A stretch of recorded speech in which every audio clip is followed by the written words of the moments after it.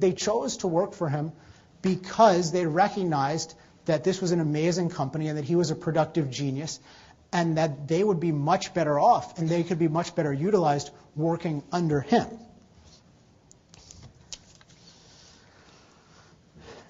So by the end of the 1870s, Rockefeller is in 90% market share, something we're taught to think of as a bad thing. He's dominant. He's controlling the market.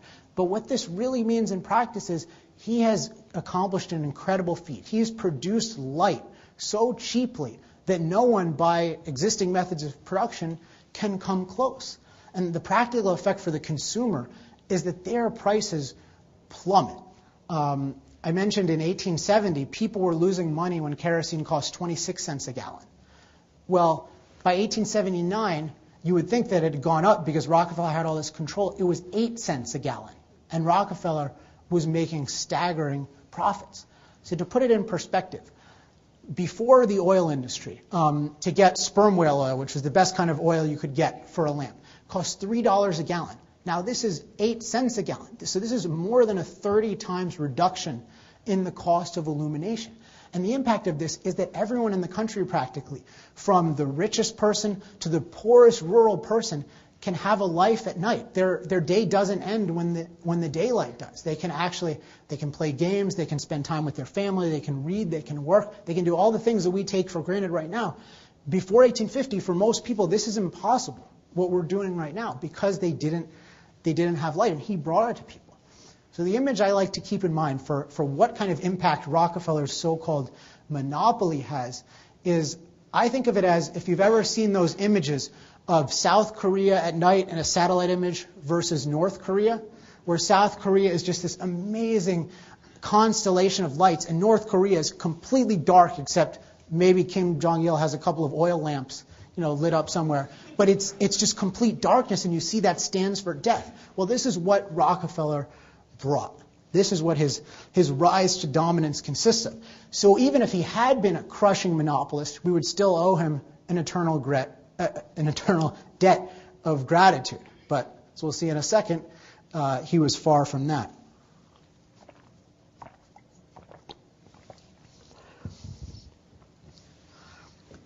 So now, 1880s, Rockefeller's dominant. He supposedly has this strangling control. He can kick out anyone in the market he wants. He's sitting pretty. I mean, he can rest on his laurels, so to speak. Now, the historians don't think he has any laurels to rest on, but he can rest on his monopoly, I guess. And he has no competition at all, no threats at all. It's easy riding. And one of these ideas that I mentioned before is predatory pricing. Anyone comes in, he'll just put his prices super low, kick them out of business, and jack them right up. Well, we can talk. Your Honor and I can talk about some of the general theoretical fallacies of predatory pricing. But just as a historical matter, it's a simple fact that Rockefeller never jacked up prices. He lowered prices continuously. And he did not do this out of charity. He did this out of competitive necessity, because he realized that his success was entirely the result of him offering superior value at superior prices to the market. And that customers at any time, as soon as he did anything to alienate them, or as soon as a competitor came along with any kind of better innovation, he could be finished unless he maintained his superiority, which meant that he had to continually evolve. So he was obsessed throughout his entire career, just as obsessed at the end as at the beginning. And one of the commentators who thought he had this incredible monopoly said, it's really strange that Rockefeller always acts as if he's got competition, even though he doesn't. But the answer is, of course he did. Let's look at a couple of forms of competition. Well, first of all, let's just look at this room, or any room. Now, how many rooms have you ever been in your life that are lit by kerosene lamps, which is the single product that's making Rockefeller rich to this point? I don't know if I've ever been around one. Maybe I've been around one in a museum or two. But this is obviously all the electric light bulb. So what's coming along in the 1870s is a product that is objectively superior. No matter what Rockefeller does, at some point kerosene is going to get crushed by the light bulb. It's simply better.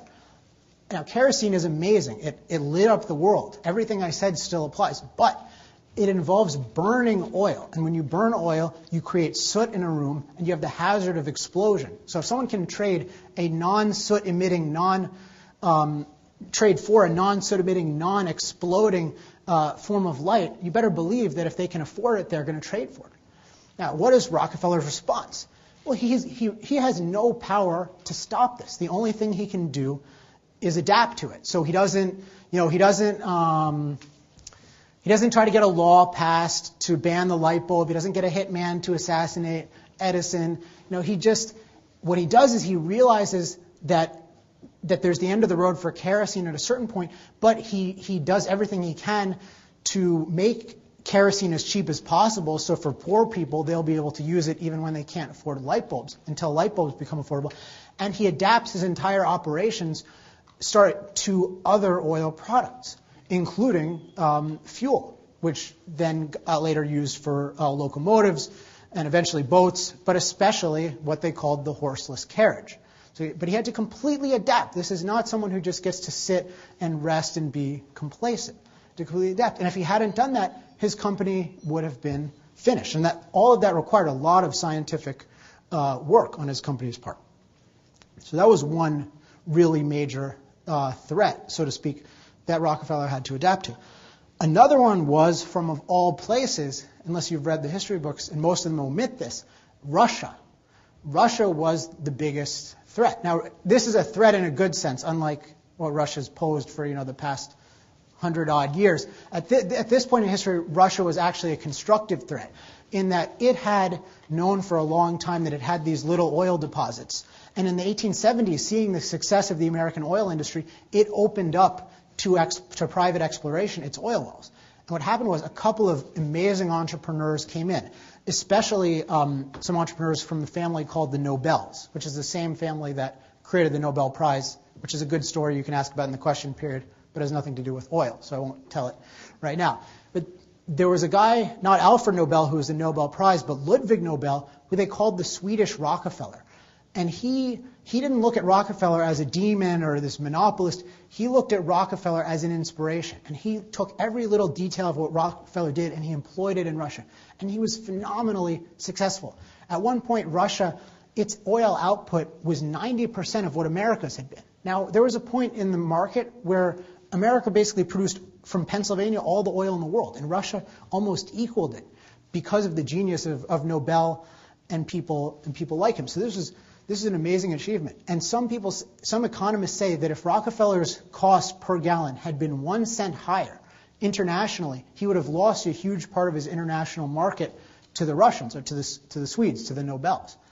So this is the kind of control, quote unquote, that Rockefeller has on the market. If he's a monopolist, it's a really, really precarious monopoly. But of course, as long as customers are free and potential competitors are free, you have to keep offering superior value or you fall.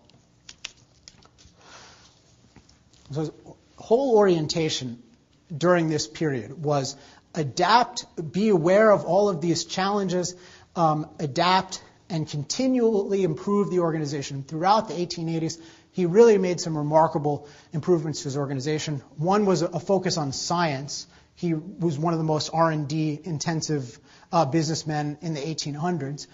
And one thing he was able to do was he took oil in Ohio that was considered completely worthless. They called it skunk oil because it smelled like rotten eggs. You couldn't do anything with it. So it effectively wasn't oil. And he put scientists on it and had them figure out how to turn it into actual oil that people would put in their houses, because no one wants skunk smell when they light up their homes. And what this did is it expanded the realm of what even constituted oil. And today we think, well, oil is oil, you can refine anything. But it took innovations like this to make, say, the oil from Venezuela, which is utter junk in the context of things. I mean, it's dark, it's got sulfur. You wouldn't believe how this stuff smells.